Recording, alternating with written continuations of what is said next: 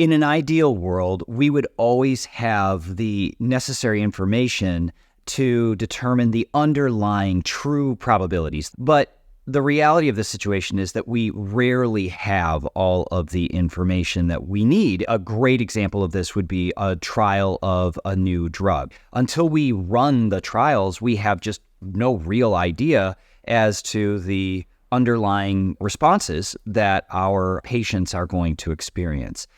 You have to have the ability, you have to have the time, the money, and the willingness to run a large number of independent trials in order to derive the empirical probabilities, the probabilities that are based on observation. Soon enough, we are going to build frequency tables, and within frequency tables, we'll learn how to calculate relative frequencies. Now, relative frequencies may or may not be the same as empirical probabilities. We'll get there later. But what I want to focus on is why should empirical probability work?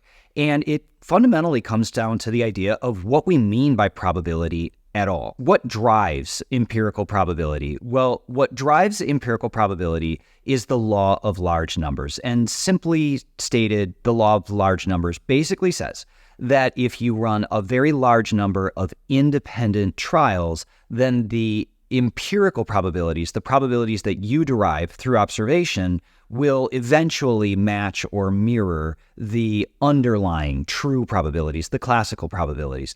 Let's use our old friend, the coin toss.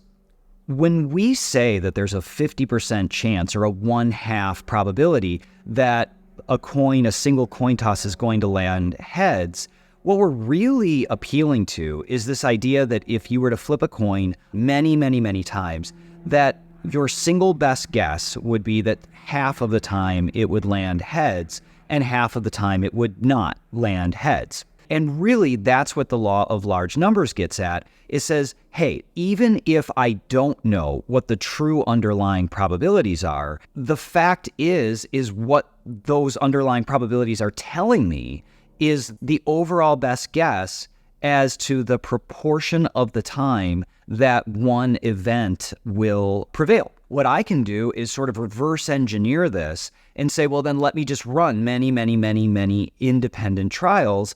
And as long as I have truly run a sufficiently large number of independent trials, then my probabilities derived through observation will eventually just land on whatever the true probabilities are.